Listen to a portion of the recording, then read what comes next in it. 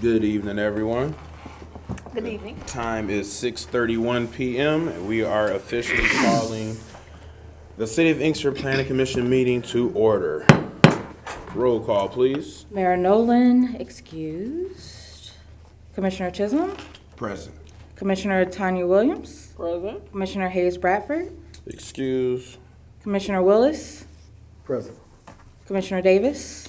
Excuse. Commissioner Hall. Excuse. And Commissioner A. Williams, present. Forgot one. We have a quorum? What? I'm sorry. Who did I forget? Me? Oh, I'm sorry. Oh my gosh. You looking to the right. I'm like, you don't see. Listen, you guys. And me and her been talking to Commissioner McDaniel. I apologize. No problem. Alrighty, thank you. We do have a quorum. Has everybody had an opportunity to review the agenda? Yes. Yes. Alrighty, the floor is open for a motion to adopt the agenda. Make a motion to adopt. Second. It's been properly moved to second. Is there discussion? Hearing none, all in favor? Aye. All opposed? Motion passes. We're down to item number 3, adoption of minutes. This will be the adoption of September 29th, 2025 meeting minutes. Has everybody had an opportunity to review the meeting minutes? Yes. Are there any corrections or changes that need to be made? Alrighty, the floor is open for a motion to adopt the minutes for September 29th, 2025. So moved. Second. It's been properly moved and seconded. All in favor? Aye. All opposed? Motion passes. We're down to item number 4, zoning ordinance update. This is a discussion with consultant A.C. Williams of A Media for the updating of the Inkster zoning ordinance. Commissioner Williams, you have the floor. Good evening, everyone. And Good so evening.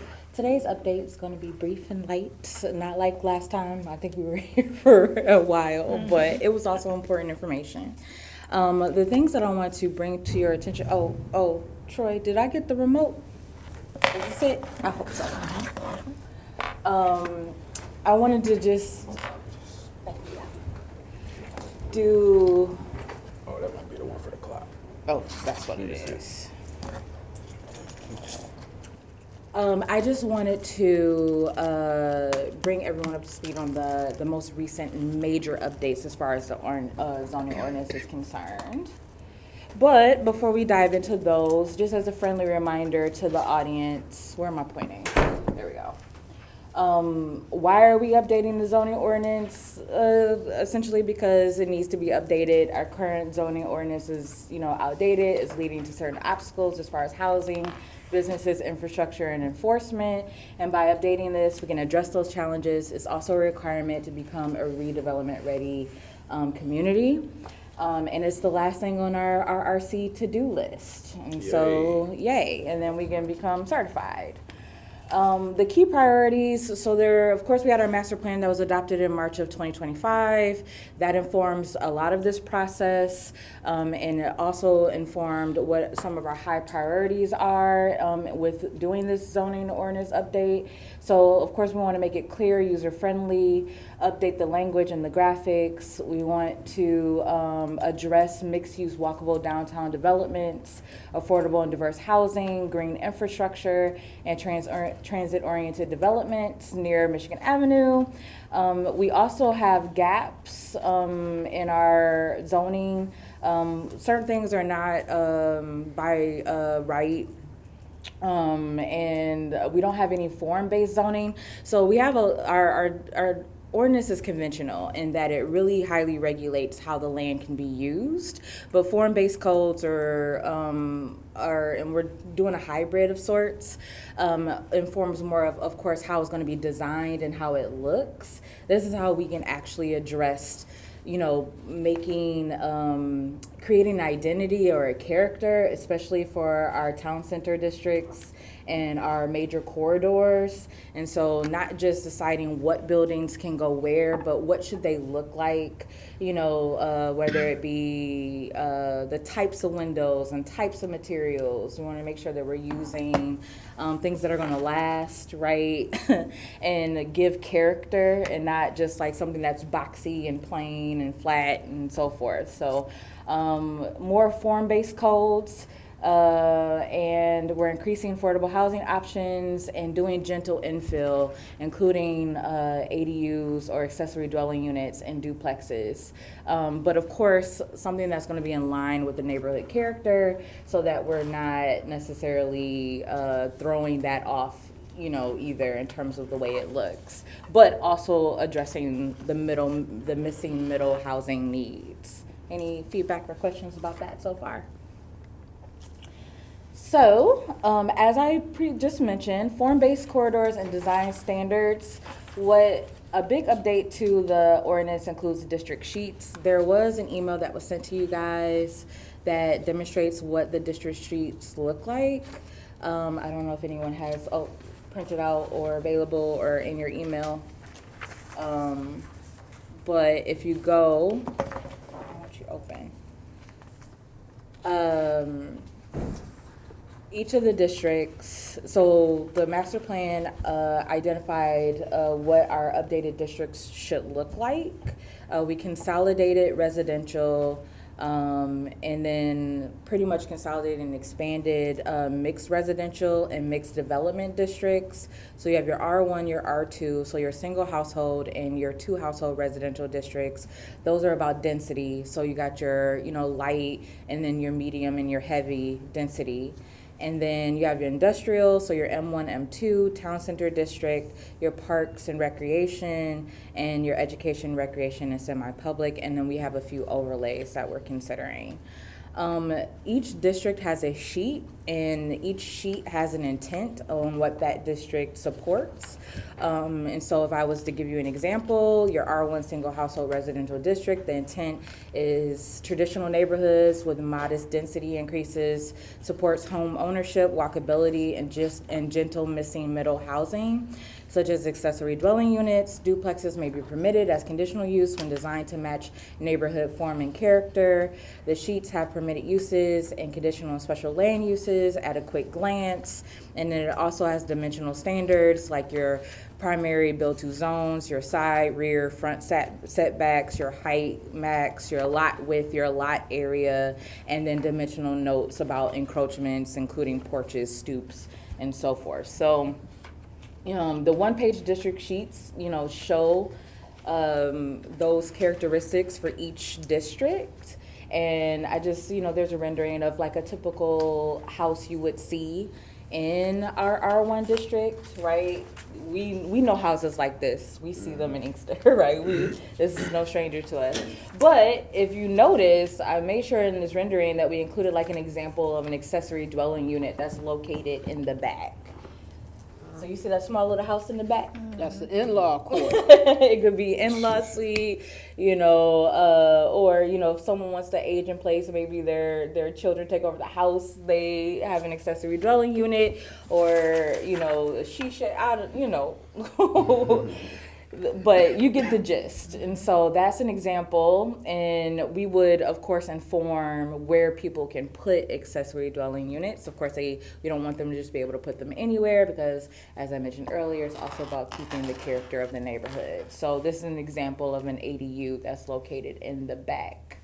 So form first, not just land use, and then stronger street facing design. And I have an example in an upcoming slide about what I mean when I'm talking about town center, and the types of materials, like if we're talking about brick and stone and other durable materials with real windows for visibility and safety on the ground floor, especially when we're talking about mixed use buildings where we may have retail on the bottom and residential on the top. Main street proportions, so multi-story buildings need to be clear, and creating that traditional Main Street look. So plainly speaking, district sheets and new design rules help corridors grow into a walkable Inkster Main Street instead of another strip of drive-by boxes that are just plain gray and don't really provide a lot of character. Any questions or feedback about that? All right.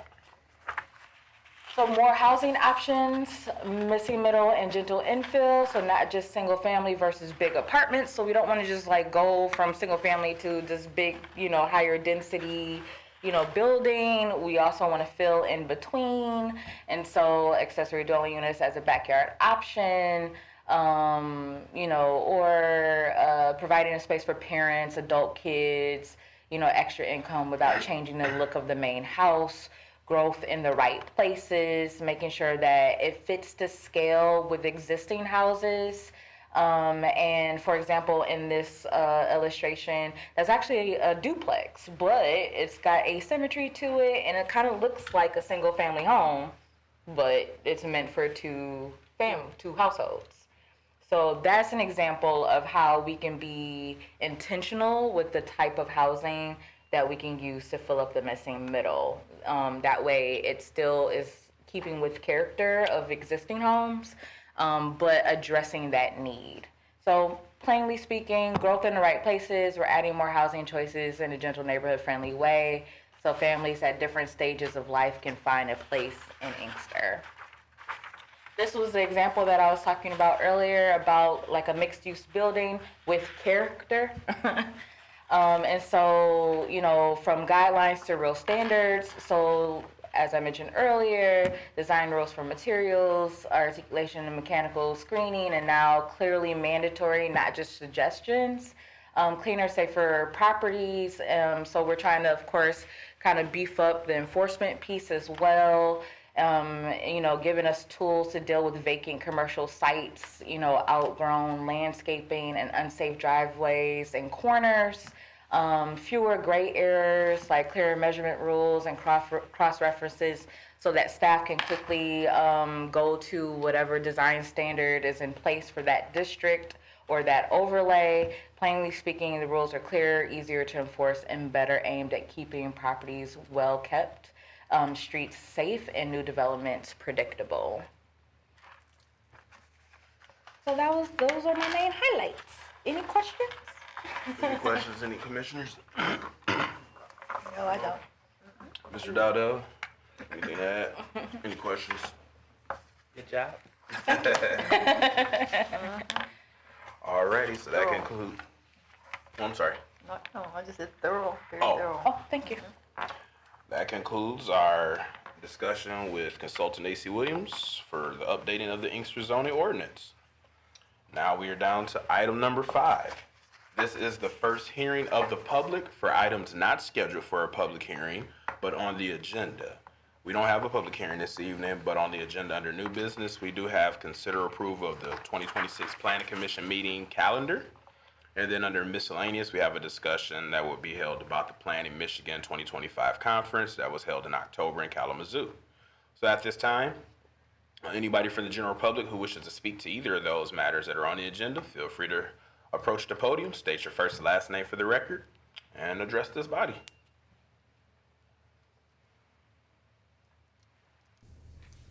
Alrighty. My name is Lenoria Warmack. I got here a little bit late, but the houses, what is the price range for those the houses that you showed? Oh, I really can't speak specifically to the house price. Well, just give me a broad range, $500,000. Because it could vary depending on whether or not someone buys a parcel and is building from scratch. I know that we are considering pre-approved site plans, so that it also makes it easier for people to develop. But until we get to that part of it where we know exactly what pre-approved site plans and other comps are, I'm not exactly sure how much they're going to cost.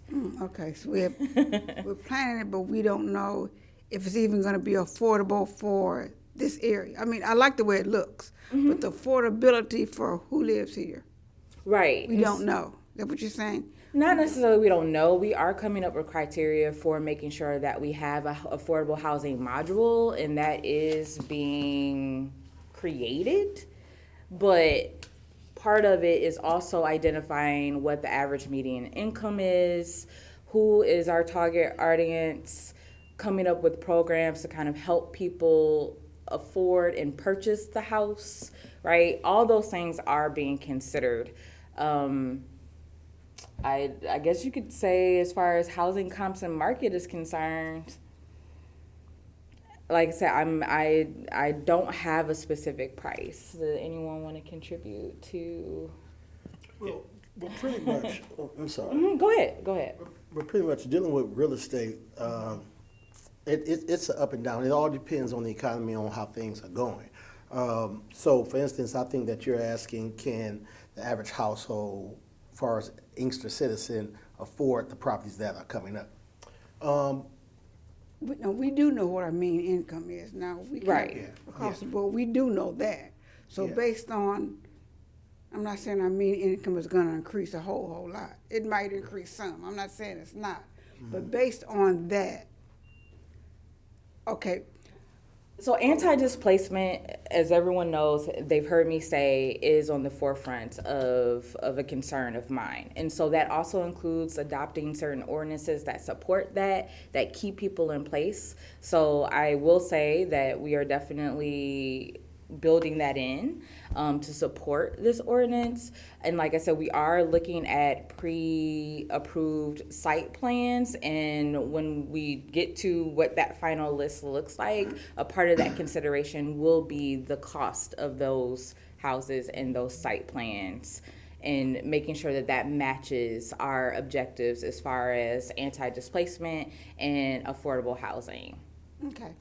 But I just I can't say, oh, they're going to be $250,000 or they're going to be $150,000 or they're going to be, I can't say that exact price. Go ahead. Okay, as a realtor in the state of Michigan, the market is gonna dictate how you're gonna develop. Yeah. So at this particular point, we're just setting up a module or a guide to help determine what type of housing would be suitable to keep Okay. the makeup of our current community, and of Okay. course, with small improvements. So that's just a basic render based on homes that we already have in Inkster, or homes that would not take us too far away from our current makeup Okay. of the property. So, but the market value is gonna dictate that. And also what, as a community, we have to look at as well as, there's always, well, up until that orange guy in office, was appointed, there's always programs and things that for like new development, for moderate, and we don't call it low income anymore, they call it moderate income. So for moderate income families to bring that type of development in, there's grants, there's programs that come from state and national levels. So it's really just gonna depend on, at the point we get to that marketplace, what's available as far as programs to assist with down payment, programs to assist with development.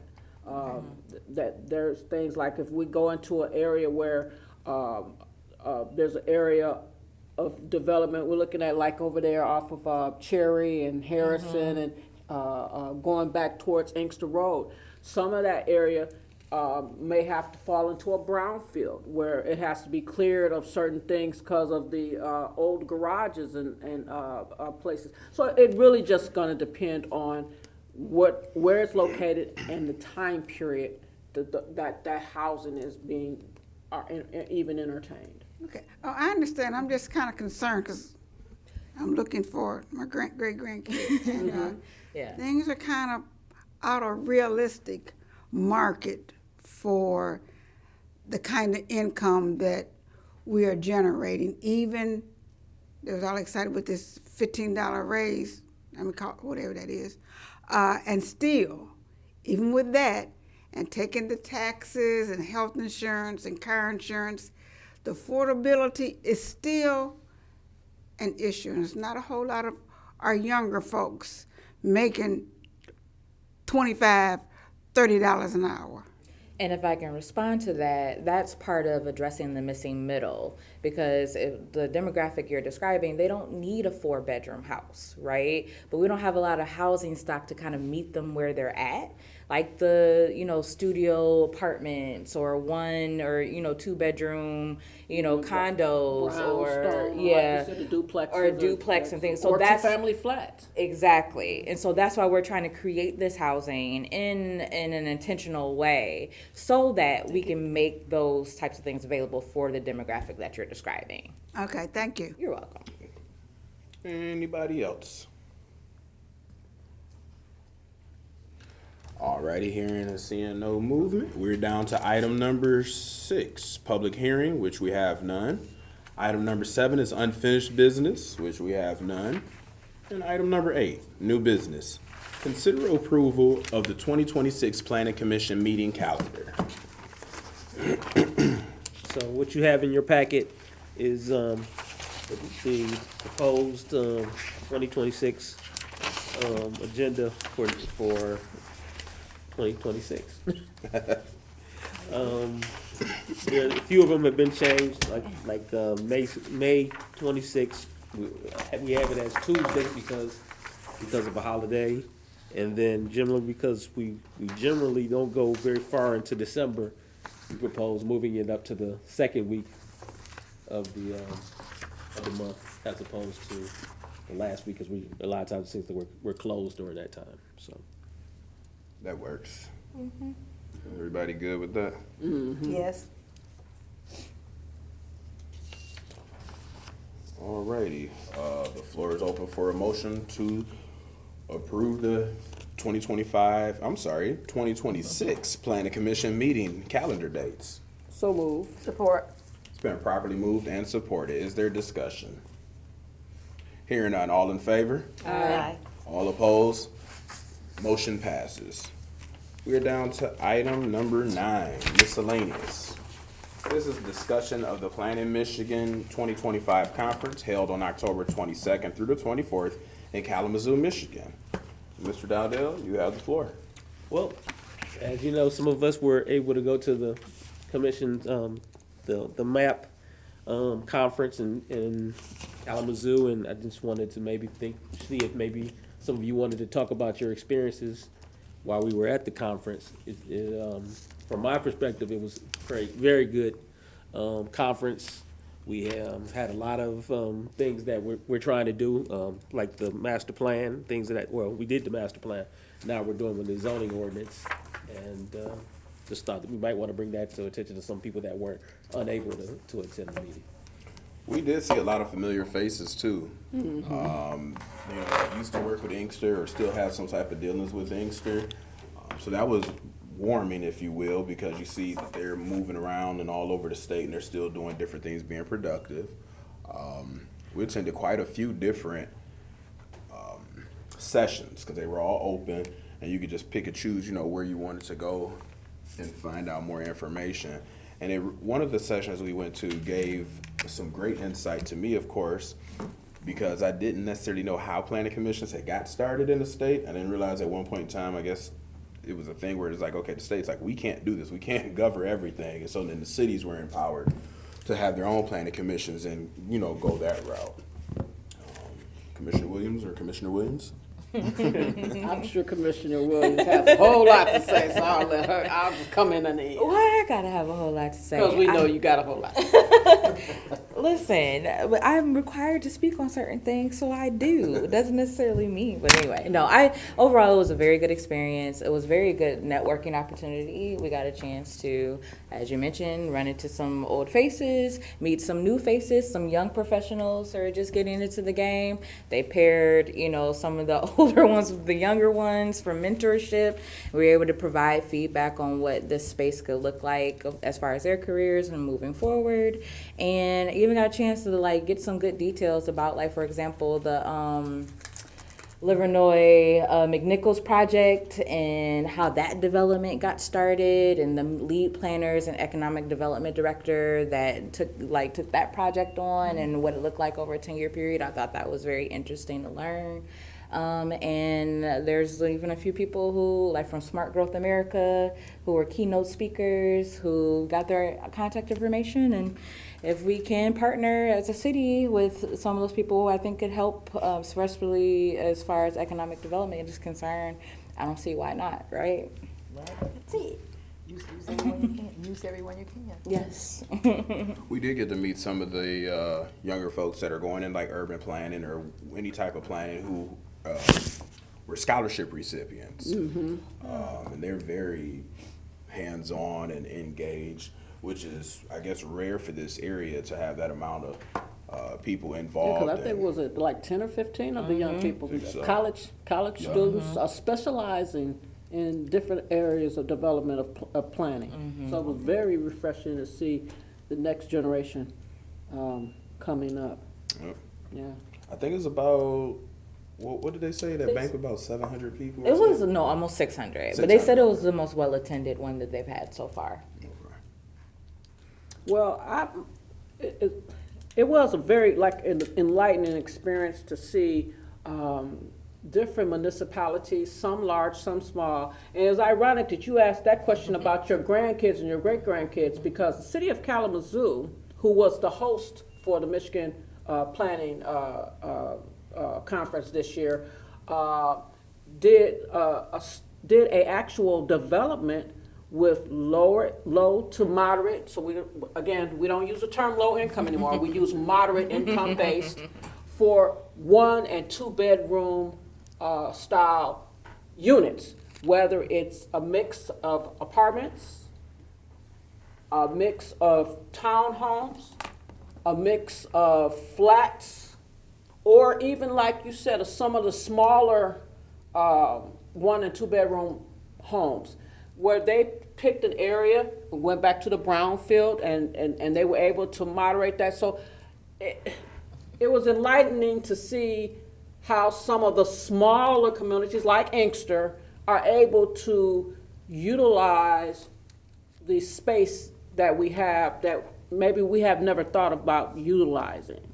So like I said, it was a really great, encouraging to see how other municipalities in Michigan were utilizing spaces that may have not been used 20, 30 years, and they were able to do that. The other thing that I really found enlightening was, which I never knew, the state of Michigan actually has an interfaith division where it works with nonprofit, church, faith-based organizations to provide housing. And that was very enlightening because it was providing housing for low to moderate income families. And they were developing things like old schools, churches, because the church community has really saw a decline in its membership, and a lot of churches have now consolidated or just unfortunately were just not are unable to keep the doors open. So there were several communities in Michigan who have worked with the state of Michigan Interfaith Division, as well as some of the larger nonprofit organizations that have and essentially bought these different buildings, whether it be a church facility, whether it be an old school facility, or community centers, and they have converted them into affordable housing for families. So families aren't separated. And I thought that was really fascinating because we have some similar things here in the city that we can look at. Some of the churches that are no longer operating that can be converted. I mean, it was really fascinating. And then they did some things where they did it for some of the homeless community, which for Inkster, I don't think we really have had the ability to address our homeless population here in the city. So it was really, again, enlightening to see that there are communities similar to our community that are addressing and finding unique ways and thinking outside of the box ways to deal with those issues that are at hand. So I really thought it was fascinating. real quick before we move on, piggybacking on what you said about Kalamazoo. Some of their citizens are champions in this. They're actually out on the front lines doing that work. The one young lady who sponsored, I guess, that bus ride Yes. to take you all through the community. Yes, I yes. didn't go on that, but the I way did. she talked about the amount of money that they all raised to invest and do X, Y, and Z was really remarkable, because we have a lot of people in our community who want these same type of things, but they might not necessarily have the team, or they might not have the ability to get out there and hit the ground running like they did. And she said this wasn't an overnight thing. This took a couple of years for them to even raise that money and start facilitating what they're doing. And it's a handful of them that are working cohesively together, because we know in Inkster we are cliquish, and everybody want the credit. But Don't nobody want to put in the work. this is true. But no, that was one thing too. I just wanted to point out. I know it's not many people here, but that's something that I would hope to spread to the community, because people come to us all the time with these great ideas, and we're like, okay, you need to lead the charge on this, and they're like, nope, I don't want to. I want you to do it, and then it just falls by the wayside because you're already doing a million jobs. So, all right, If go I ahead. may, in 2026, the National Planning Association will be in Detroit. And I think that's a very good opportunity for us, because as they make the segments, you can see what other communities across the country, and in some cases across the world, in Canada and things of that Mexico, do to provide planning and resources to make communities better. Yep. All right. Yeah, I was fascinated with the amount of municipalities that were thinking outside of the box. And Oh yeah.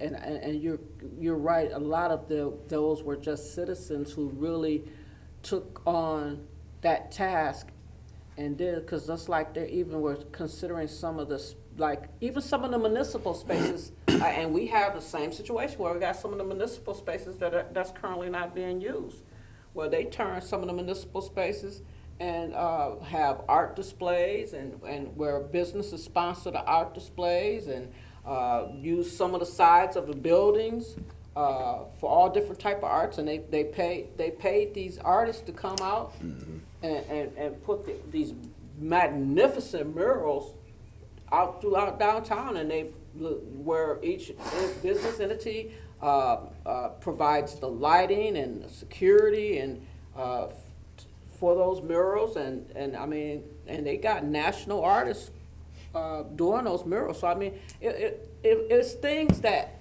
it was great to see that there is things that we as a community, even though we're a smaller community, we can still do some of those things and utilize what we currently have. I really, that's what I took from it. Yeah. There was a great experience, to your point, with real live examples that really did give you like the momentum I think sometimes you need in order to be inspired and be like, we can do this here. And then for me, also getting like a lot of that technical expertise and knowledge from behind the scenes, to seeing where people started to where they ended up. I thought that was really nice to get to. Yeah. Alrighty. Excuse me. Well, if there's no more for this discussion, we will move on to item number 10. This is the second hearing of the public for items not scheduled for a public hearing or on the agenda. So if there is anyone here from the general public that wishes to address this body at this time, feel free to approach the podium, state your first and last name for the record, and address us.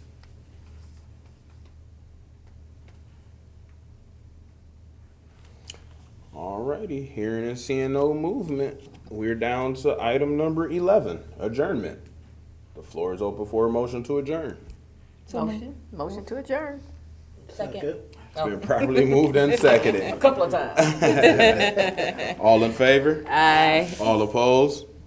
Motion passes. Time is 7:06. This meeting, I'm sorry, 7:05. This meeting is now adjourned. I don't know, I didn't realize you guys actually had the whole, I know we've been trying to say paper, but what I was referring to earlier